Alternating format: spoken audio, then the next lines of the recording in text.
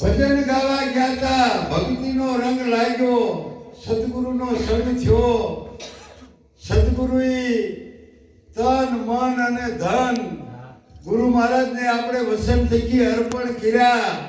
પણ ખરેખર ઈ કર્યા છે કે બોલે બોલે? હું નાના હતા ને ભણતા હતા ને ત્યારે એક પાઠ આવતો, આમાં કોઈ ઈ મારા ઉંમરના છે ખબર, દલા તરવાડી નામનો. એમાં વશરામ ભુવાની વાડી ગામના પાદરમાં અને અહીંયા ભાઈ ડબલું ઢોળવા જતા છે ને ઓલા રીંગણા ભારે શિયાળાના ઓલાને મોઢામાં પાણી આવે કે આનું ભડથું કર્યું હોય તો કેવું થાય. વાડીએ જોયું કોઈ દેખાણું નહીં, પણ રીંગણા એ જીવ જો તો એમ કે લઈ તો લઉં. એટલે હાથે નાથે પૂછવા માંડ્યો, વાડી રે બાઈ વાડી, કે બોલો દલાતર વાડી, કે રીંગણા લઉં બે ચાર, તો કે નાના લેને કે 10-12, હાથે નાથે બોલે. આ ક્રમ ચાલુ છો.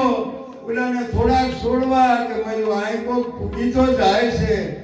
એક દી હંતાઈ બેઠા અને ઓલા એ તો એનો નૈત્યનો ક્રમ થયો તો સારું કર્યું, વાળી રે બાઈ વાળી, ઓલા કે બોલો દલાતર વાળી, રીંગણા લઉં બે ચાર, કે નાના લેને 10-12, અને ઉપાડ્યા. ઓલે જાયનો કાટલો ઈ સમયમાં કૂવો હતા, જાળીન કૂવામાં નાખી બાંધી અને કૂવામાં ઉતાર્યો પાણીમાં.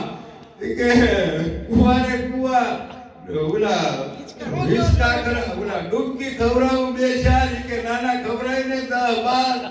એમ આપણે ખરેખર જો રીંગણા હાથે હાથે નિધાન દીધા કર્યા છે તો ડૂબકી ખાવાનો વારો હવે નથી લેવાનો.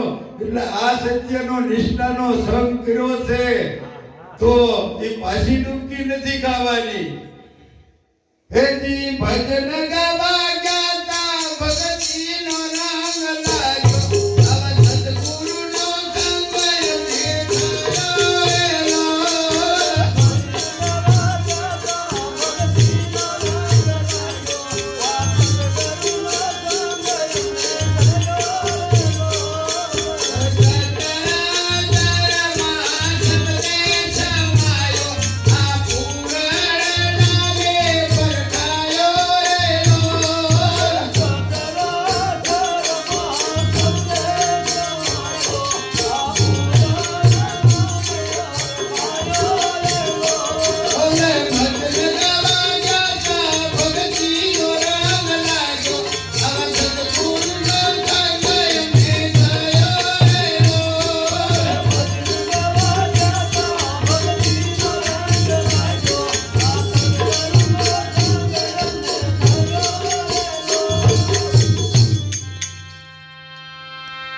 આપણે વાતમાં બોલ્યા હતા કે કોઈ સંપ્રદાયનું ખંડન એવી વાત નથી, પણ આપણાને જે જ્ઞાન મળ્યું નિરાજ મહારાજનું, નિરાજ બાપુનું, તમે જોવો તો ખરા. અભણ માણાને એકદમ મતમાં આવી જાય, નામ નક્કી કરાવે. સચરાચરમાં શબ્દ સમાયો, પૂર્ણ નામે પરખાયો. નામનગર નવખંડમાં નિરાજ નિર્ગુણ દેશ, અમર ફળ જ્યાં નીપજે વર્ષે મેઘ હમે. આ નામ વિનાનું ક્યાંય ઠામ નથી ઠાલું, ઈ આ પાકું કરાયું. ને કે આપણે ક્યાં ખરેખર આવું કઈ જાણતા હતા. માચમાં આપણે પછેડી દેખાડતા હતા, પણ આ જ્યારે પછેડી 5 વર્ષનું બાળકે બોલતું હતું. અને હજી જો આપણે ઈ મતમાં હોય, અરે આ નિરાજનું જ્ઞાન તો આ બધું બોલે છે એમ કે છે, પણ ખરેખર આપણા મતમાં આવે છે એમાં તો આ બધું બોલે છે, પણ આપણે હજી હું એમ છે હું બોલું છું. એટલે આ બોલે એ બીજું, પણ તું આ દેહ ભાવ આપણાથી હજી જાતો નથી ખરેખર, એટલે નથી સમજણમાં આવતું. એથી ભજન ગાવા ગયા તા, ભગતીનો રંગ લાગ્યો, આવા સદગુરુનો સંગ એમને થયેલો.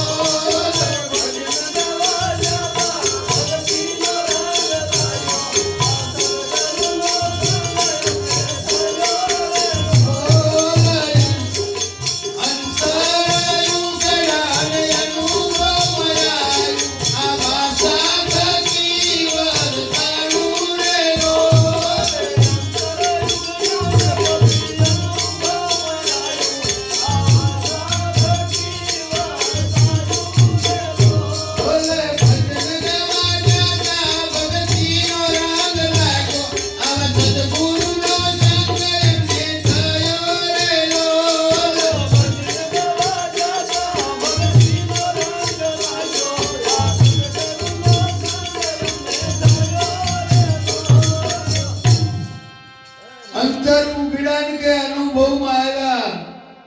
અનુભવમાં આવ્યું, પણ અંતર ઉઘડે તો અનુભવમાં આવે, અને અનુભવમાં આવે તો શું થાય ખબર કોઈને?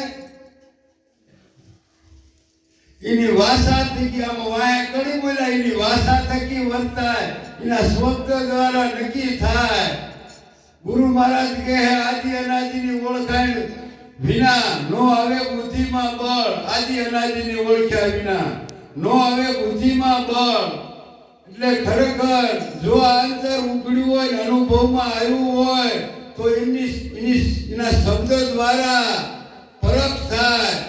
અને એટલે ગંગા સતી કીધું, પાનભાઈ બહુ કહેવા માંડ્યા કે હવે જે દેવાનું હોય મને એક હાંકટું આપી દો ને.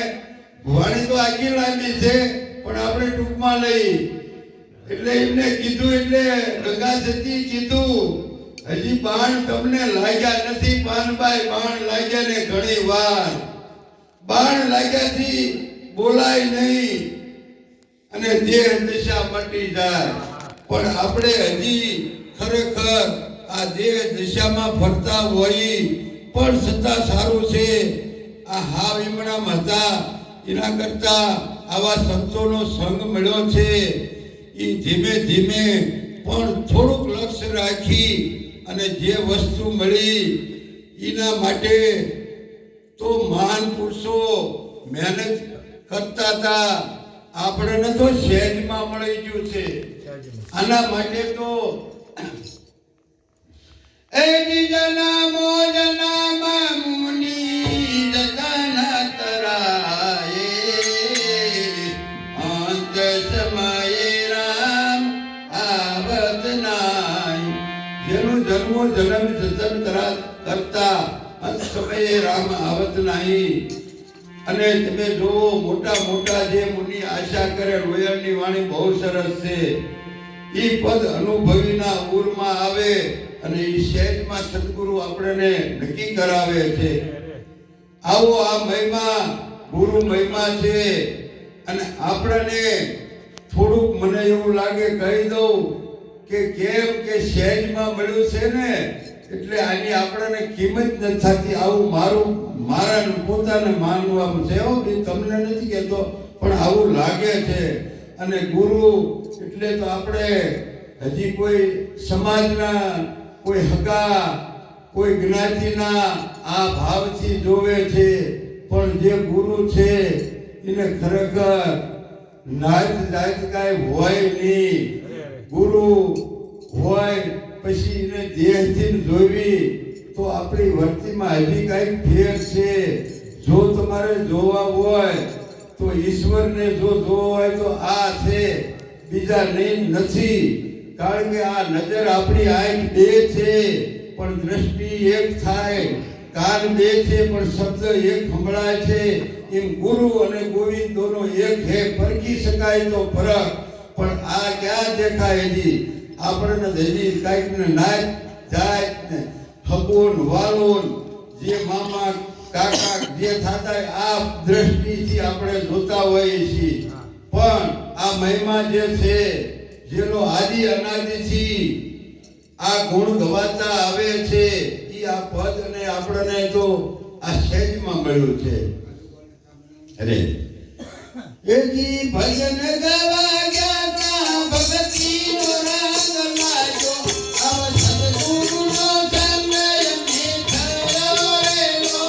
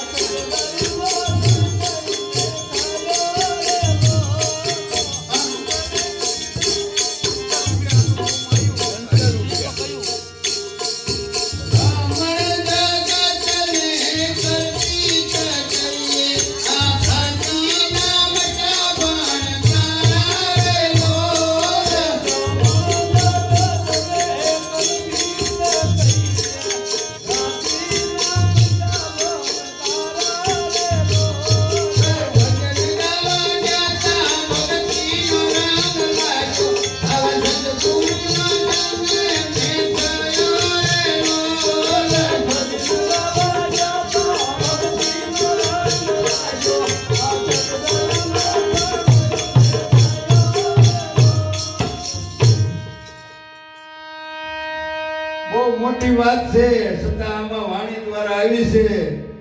રમણ જગતને કે કલ્પિત કઈ ભ્રાંતિના મટ્યા ભડકારા. કલ્પિત એટલે આ કાંઈ છે નહીં. આપણે જે આ સાંભળાની આંખી જોઈ રહ્યા છીએ, જે કાંઈ દેખાય છે ઈ છે નહીં. પણ આપણા માનવામાં હજી એમ ક્યાં થાય, બંધ થઈ નક્કી થાય કે આ કલ્પિત છે, આ સત્ય નથી. અને એટલે ભગવાન શંકર ઉમિયાને સમજાવતા ત્યારે એમને આ જ વાત કરી હતી. એ જીવમાં કહું યાનું રે ભાવય અપના, હરિ ભજન આ જગત સબ સપના. ઉમા કહું કે અનુભવ અપના સત હરિ હરિ ભજન. આ જગત છે સપના સમાન છે, સપના રૂપ છે.